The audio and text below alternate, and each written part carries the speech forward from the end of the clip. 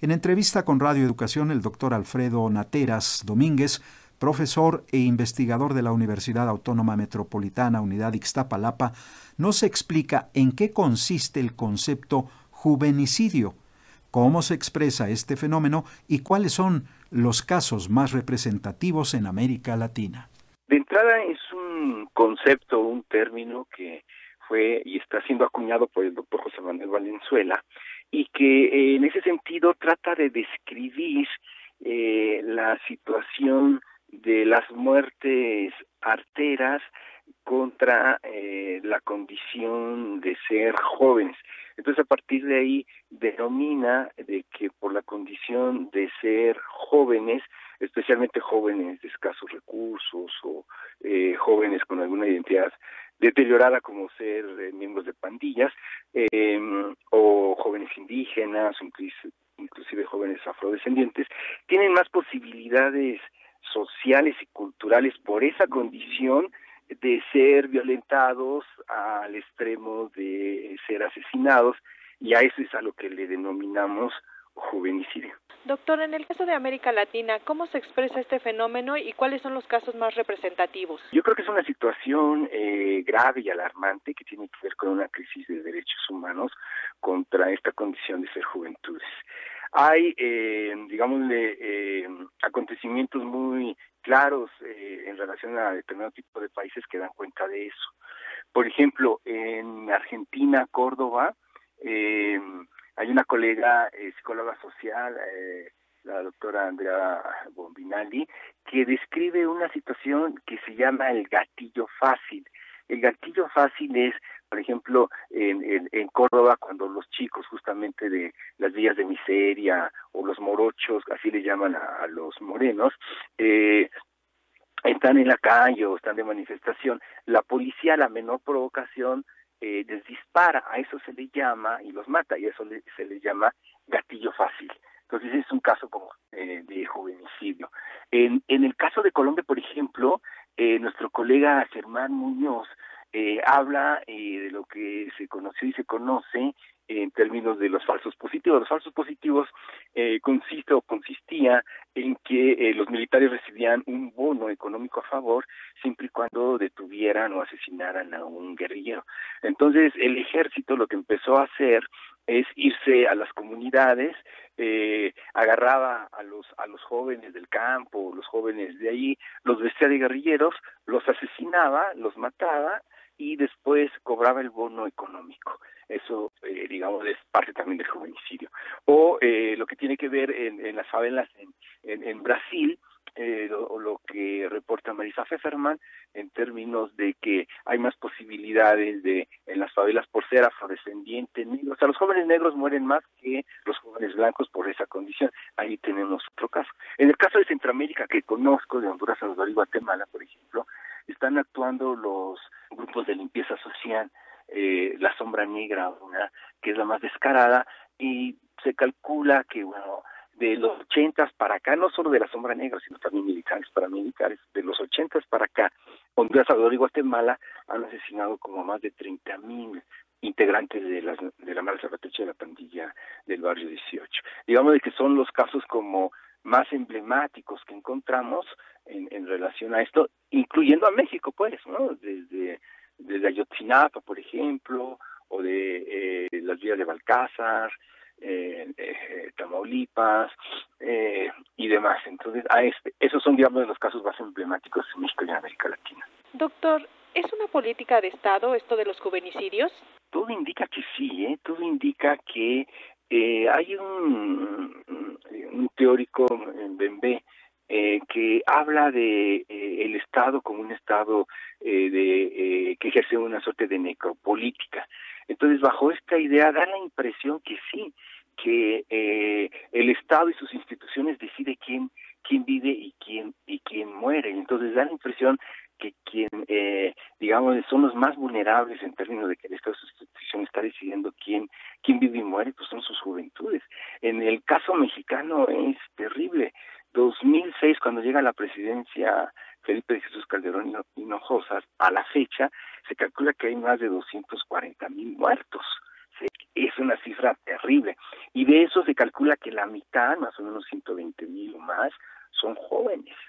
Y de eso se calcula, de esos 120,000, 130,000, se calcula que unos 65,000 son jóvenes matándose entre sí. Entonces da la impresión que sí. Ahora, el juvenicidio no solo tiene que ver con la muerte artera, en términos del exterminio y asesinatos, sino que el juvenicidio también tiene su aspecto social y cultural, es decir, tiene que ver con la precariedad, y que el Estado el Estado, digámosle, a través de su proyecto neoliberal, también causa muerte social, ¿no? En términos del desempleo, en términos de la precariedad económica, en términos de las dificultades de la educación. Eso también tiene que ver con la parte del juvenicidio. Es la muerte social en vida ante la imposibilidad de construir un proyecto presente en el aquí y en el ahora. Y da la impresión que en ese sentido digamos, esta política económica neoliberal, pues a los que más afecta son a los jóvenes. El Estado y sus instituciones construyen un imaginario de que estos jóvenes de la precariedad, digámosle así, de las zonas populares y demás, los parias pues de la sociedad, los hacen fracasar, o sea, hacen fracasar al Estado, como que afean el paisaje neoliberal. Y en cambio para las juventudes el Estado y sus instituciones fracasó ante ellos porque no les facilita mejores condiciones de vida. Doctor, ¿y qué perspectivas hay para atacar este fenómeno cuando el Estado lo lleva a cabo y de algún modo hay una legalización del juvenicidio? Yo creo que ahí la clave son la construcción de ciudadanías, en este caso específico juveniles, que van más encaminados, por una parte, a visibilizar todos estos actos de violación de derechos humanos contra las juventudes, como lo están haciendo también otras ciudadanías sociales, por ejemplo, pues en el caso terrible de su ámbito de trabajo, que es el periodismo, o en el ámbito de los activistas sociales, que y más veces están asesinando, o incluso ahora con la violencia en el ámbito político, el asesinato de alcaldes y de municipios una y más veces. Entonces, en el caso de las juventudes, entonces lo que queda es justamente eso, ¿no? Por una parte, visibilizar esas situaciones, armar la protesta callejera y el descontento social, y a partir de ahí se va construyendo ciudadanía en demanda justamente del respeto y los derechos. Creo que por ahí es el camino. Y la otra parte, que esto va configurando escenas o movimientos de resistencia, ¿no? Entonces, de resistencia ante las autoridades, como una y más veces, por ejemplo, ha sucedido con este tipo de actos, por ejemplo, todo la escena o el movimiento del asesinato del hijo del poeta en Sicilia, por ejemplo, como arma toda una escena en términos de protestar y demás. Entonces, creo que hacia allá va, ¿no?, la cuestión de la configuración de las resistencias sociales y las resistencias culturales ante el Estado y sus instituciones, ¿no?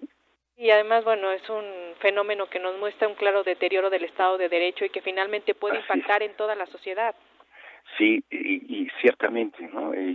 A partir de ahí, un poco lo que comentamos que tiene que ver, que estamos en una crisis humanitaria muy, muy delicada, y más ahora con todo el proceso electoral y político que estamos viviendo.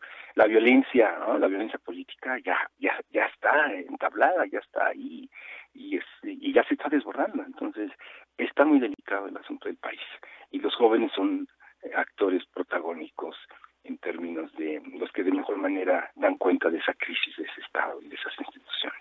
A mí la parte que me llama la atención es lo del neoliberalismo, porque tengo la impresión de que no es un fenómeno propio del neoliberalismo. Acabamos de ver casos, como llaman los académicos también, un giro a la izquierda en América Latina, que no necesariamente redundó en una mejoría para los jóvenes. Y, por ejemplo, el año pasado vimos el fenómeno de Venezuela, donde las principales muertes en las manifestaciones eran de jóvenes. Tienes razón, en esa parte tienes razón, en términos de que no todo es en relación al neoliberalismo, y que una parte de los gobiernos de izquierda, ¿verdad?, pues también han fracasado, ¿no? Por ejemplo, pues desde que el asunto de la izquierda, o de lo que queda de la izquierda en México y en América Latina, en términos de que se convirtió en una suerte de autoritarismo, ¿no? Y un autoritarismo muy delicado, que entonces desde su lectura doctrinaria, la disidencia, entonces siempre la retraducen como contrarrevolucionaria, y a partir de ahí entonces la represión, ¿no? Entonces, sí es otra configuración, pero sí tiene razón. Cuba, por ejemplo, uno puede estar más o menos entendido, de acuerdo, de el bloque económico y toda la cuestión, sin embargo, no deja de ser en su momento una cuestión demasiado autoritaria en términos de el control que tienen todavía, o lo que quedan de los partidos comunistas cubanos, o incluso el chino, por ejemplo, o el soviético, o ahora, digamos, desde no tan abiertamente comunistas, pero sí bolivarianos y socialistas de izquierda en Venezuela. Entonces sí, eso es importante que lo señala, porque hay que repensarlo, ¿no? Hay que, digamos, de ver qué está sucediendo ahí, ¿no? Y ya decía Marx, ¿no? El capitalismo chorrea sangre. Es lo que estamos viendo de parte del neoliberalismo. Pero sí, habría que ver qué está pasando con esos regímenes de izquierda, ¿no? Escuchábamos al profesor e investigador de la Universidad Autónoma Metropolitana Unidad Ixtapalapa, Alfredo Nateras, en entrevista con nuestra compañera Elsa Cruz.